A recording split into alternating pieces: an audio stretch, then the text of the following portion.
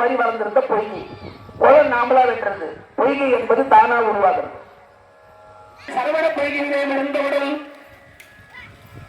அழகான முறையில் ஒரு தாமரை மலரில் இறைவன் முருகப்பெருமானானவர் அருவமும் உருவமாகி அனாதிகாய் இதெல்லாம் பழமை மிக பழமை சொல்லுவோம். அதை விட பழமையானவர் முருகப்பெருமான். பழமாய்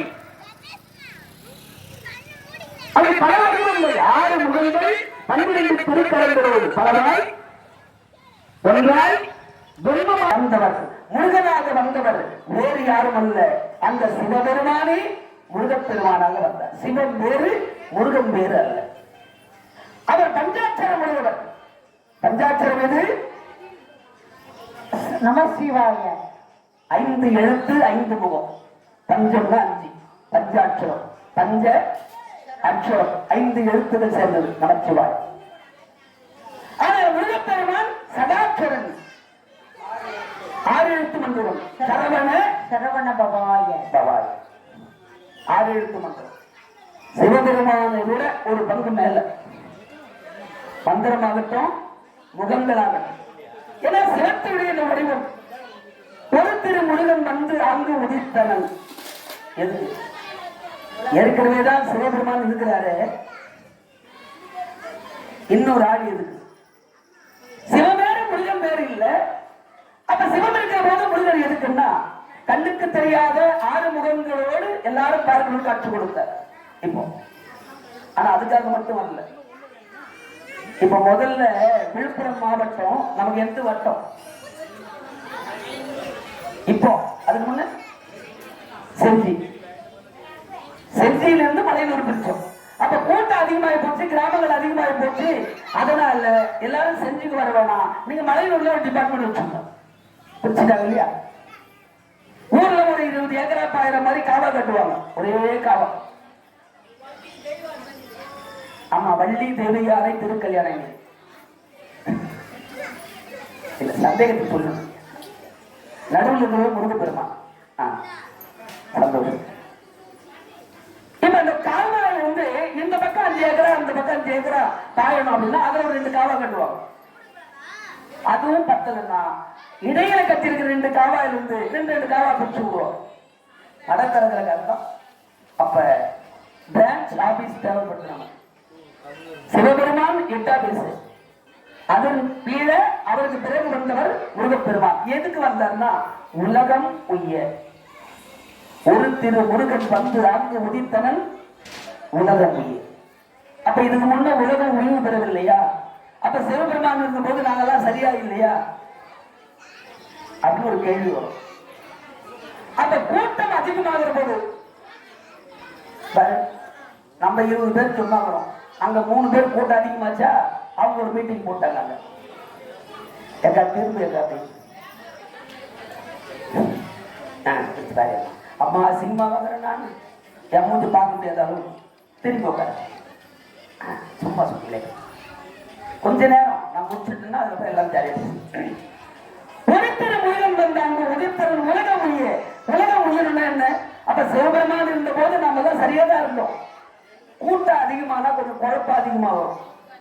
அமைதியா அமைதின்னு சொல்லுவோம். நாங்களும் கூட்டம் தான் வேணா எனக்கு அம்பா கேட்டா போடுவோம். ஆனா இங்க அப்படி கிடையாது. நீங்கெல்லாம் வந்தா எல்லாம் கேட்பீங்க. கேட்கணும் தானே வரோம் சந்தோஷமா. நம்ம கம்முன்னு உட்கார்ந்தா கூட வரோம் கம்முன்னு உட்கார்ந்து. ஏக்கா எப்ப வந்தீங்க? இப்பதான் நானும் வந்தேன். சரி சரி அப்படின்னு வந்து உட்காருங்கன்னா அப்படியே பேச ஆரம்பிச்சோம்னா தன்னை மறந்துடும். அதெல்லாம் ஒண்ணும் வேணாம். அவங்க வீட்டுல உட்காருங்க.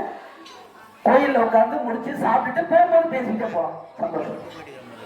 இங்க அழகான முறையிலே முருகப்பெருமான் வந்தது எதற்காக அப்படின்னு சொன்னா உலகம் உயிர். உலகம் இயக்கம் எதனால நடக்குதுன்னா பஞ்சபூதங்கள் நீர், நிலம், காற்று, நெருப்பு, ஆகாயம். ஆகாயம் பஞ்சபூதம். இந்த பஞ்சபூதம் நம்ம உடம்புக்குள்ள இருக்குது. நம்ம உடம்புல மண் இருக்குது, காற்று இருக்குது, நீர் இருக்கு, சூடு இருக்கு, ஆகாயமும் இருக்கு நம்ம உடம்புல. சாமி எல்லாம் தான் இருக்குது. மண் இருக்குன்றீங்களா? மண் எங்க இருக்குன்னு சொல்லுவோம். தெரியல சாமி. மண்டை மண்ணு தான். நம்ம அடி வயிற்று மூலாதாரத்துக்கும் அடிவயத்துக்கு இடையில மண்ணு. ஆதாயம் இருக்கு உச்சியில. அப்புறம் என்ன கேட்கறீங்க கேள்வி? நான் இதெல்லாம் சொல்றதுக்கு அப்ப நேரம் நான் சைவ சித்தாந்தமா எடுத்துக்கிறேங்க, கொண்டுடுவாங்க.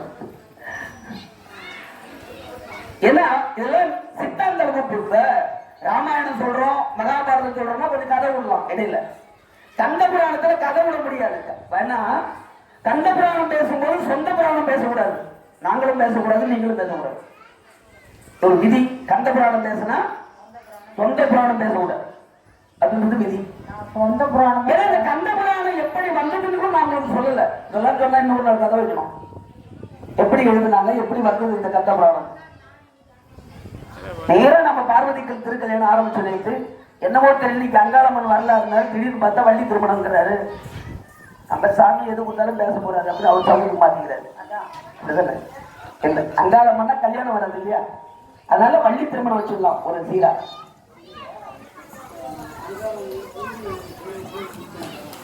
கண்டிப்பா கண்டிப்பா. ஏன்னா இந்த வருஷம் பெருமாள் போட்டோம். நாளைக்கு சீனிவாசர் பத்மாவதி திருக்கல்யாணம். வாங்க, நீங்க இவ்வளவு அமைதியா இருக்க. திருப்பதி வரலாறு நாளைக்கு சொற்பொழிவு. இன்னைக்கு ஒரு வருஷம் முருகப்பெருமான் சொல்லல. ஏன்னா நம்ம கோயில்ல விநாயகர் பெருமான் இருக்காரு, முருகப்பெருமான் இருக்காரு. விநாயகர் பெருமான முதல் நாள் சொல்லியாச்சு, முருகப்பெருமான் வேணும். ஒரு பகுதி கந்த புராணம் மட்டும் நேற்று எடுத்துட்டோம். கந்த புராணத்துல பார்வதி கல்யாணம், இது அதனுடைய தொடர்ச்சி. அவ்வளவுதான், முடிச்சு. கந்த புராணத்துக்கு குறைந்தபட்சம் ஒரு 10 நாள் சொல்லணும், இல்ல ஒரு 6 நாள் சொல்லலாம். கந்த சஷ்டி விழாவில் 6 நாள் கந்த புராணம், 7வது நாள் திருமணம்.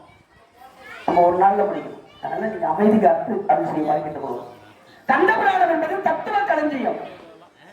இது ஏதோ கதை கேட்கணும், சிரிச்சோ கை தட்டணும்ன்றதெல்லாம் கிடையாது. முருகப்பெருமான் தத்துவம் பேசுறது. இங்க அழகான முறையில் முருகப்பெருமான் வந்தது உலகம் முழுக்க. அப்ப உலகத்திலும் பஞ்சபூதம் இயங்குகிறது, நம்ம உடம்புக்குள்ள பஞ்சபூதம் இயங்குகிறது. இந்த பஞ்சபூதங்களை ஏதாவது தயாரானார். கார்த்திகை பெண்கள் வளர்த்ததினால் கார்த்திகேயன், சரவண பொய்கையை வளர்ந்ததினால் சரவணன், ஒன்றாக்கப்பட்டவன் அப்படின்னா கந்தன். கந்தர் சஷ்டி கவசம், கந்தர் அனுமதி, கந்தர் அலங்காரம், கந்தர் கலிவென்பா. இப்படி கந்தன் கந்தன் கந்த புராணம் எல்லாமே கந்தன் என்ற பெயரால் வரும். கந்தன் என்பது ஒரு சிறப்புடையது. அப்படி முருகப்பெருமான் மலையை கட்டி தேர் எடுத்தார். அப்போ எல்லோரும் புறப்பட்டு சண்டைக்கு வர்றாங்க தேவர்கள் எல்லாம். இந்திரன் சண்டைக்கு வந்தார். சிறு குழந்தை, சிறு பயல், நான் தேவர்கள் தலைவன், என்ன எதிர்க்கிறதா?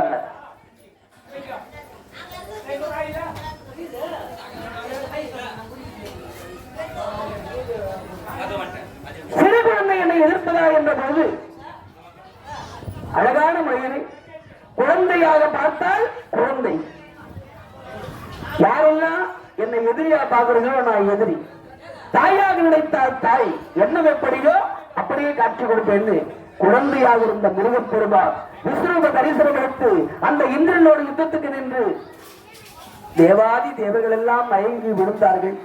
இந்திரனும் மூர்ச்சியானான். கடைசியில் இந்திரன் எழுந்து முருகா மன்னித்தர வேண்டும் ஐயா, குழந்தைன்னு நினைச்சு என் அறிவு கண்ணை திறக்காமல் அகந்தையால் அழிந்து போடி மன்னித்தருட வேண்டும். இனிமேல் இந்த தேவ பதவிக்கு நான் தகுதி இல்லை, ஆகவே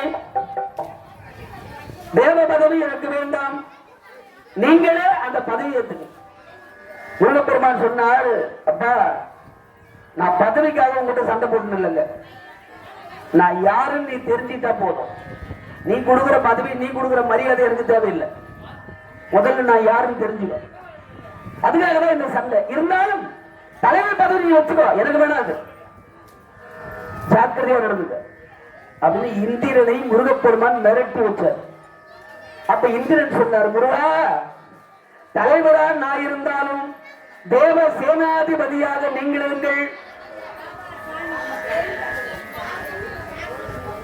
உங்களுக்கு என்னமா பிரச்சனை, அமைதியா உட்காருங்க. எதனா உட்கார்த்துங்களா பாருங்க, கையும் காலம் ஒரு இடம் உட்கார். சுத்திக்கிட்டே இருந்த காலம் உட்காரணும்னா முடியல சாமி, கால் நீட்ட முடியல, மடக்க முடியல. உட்கார வைக்கணும் தானே இந்த வேலையை. 2 மணி நேரம் உங்களை உட்கார வைக்கிறதுக்கு தான் இந்த வேலையை தவிர வேற ஒண்ணும் கிடையாது. இதுவே உங்களுக்கு சிறந்த தபம். நாங்கெல்லாம் மணிக்கணக்கில் உட்கார்ந்து கிடக்குறோமே இப்படி. நல்ல பயிற்சி வேணும். கொஞ்ச நேரம் உட்காந்தீங்கன்னா பழகிடும், சரியா போயிடும். ஒன்றும் கஷ்டம் இல்லை. இங்கதான் கால் வலிக்கும். கோயில் விட்டு வெளியே போனா எல்லாம் சரியா போயிடும். தொடர்ந்து உட்கார்ந்து பாருங்க, எழுந்திருக்காம உட்காரணும், நல்லது. இங்க அழகான முறையில் முருகப்பெருமான் குழந்தையாக இருந்தவர் அங்கே சேனாதிபதியாக மகுடம் பெற்றார். கைலாய மலையிலே கந்த மெருப்பு என்று சொல்லக்கூடிய ஒரு இடத்துல முருகப்பெருமானுக்கு ஆலயம் அமைத்து அந்த கந்த மெருப்பையை முருகப்பெருமானை எழுந்தருள செய்து திருமஞ்சனம் செய்தார். முடிஞ்சது. உன்னை தோற்றுவிட்டது எதற்காக? சூரபதவன் சிங்கமுகன் தாரகாசுரனை வதம் செய்வதற்காக என்று சொல்லி தேவர்கள் குறை தீர்க்க வேண்டும் என்று சொல்லி தாயாய் விளங்கக்கூடிய அன்னை சக்தி இடத்திலே சிக்கல் சிங்கார வேலைன்னு சொல்லுவோம். இந்த சிக்கல்ல தாயிடத்தே முருகப்பெருமான் சக்தி வேலாயுதம் பெறுகிற ஒரு விழா மிக சிறந்த விழா. அங்கே முருகப்பெருமானுக்கு வேலாயுதம் கொடுத்தது யாரு? அம்பாள் சக்தி.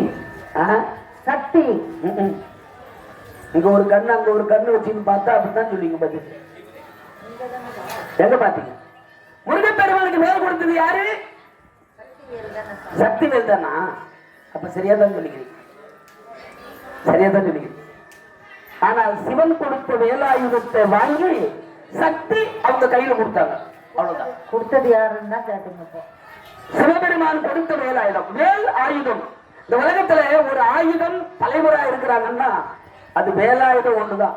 யாருக்காவது அந்த கொடுவா கடபார அருவா அப்படிலாம் பேர் வைப்பாங்களா? ஆனா ஒரு ஆயுதம் ஒருத்தருக்கு பேரா இருக்குதுன்னா அது வேலாயுதம். ஐயா வேலாயுதம் சக்திவேல், அம்மா வெற்றிவேல், அப்பா முத்துவேலு. எத்தனை அழகான பேர் இல்லையா? வேல் வேல், வெற்றிவேல், வீரவேல், ஞானவேல், சக்திவேல், எவ்வளவு பேர் வைக்கிறோம்.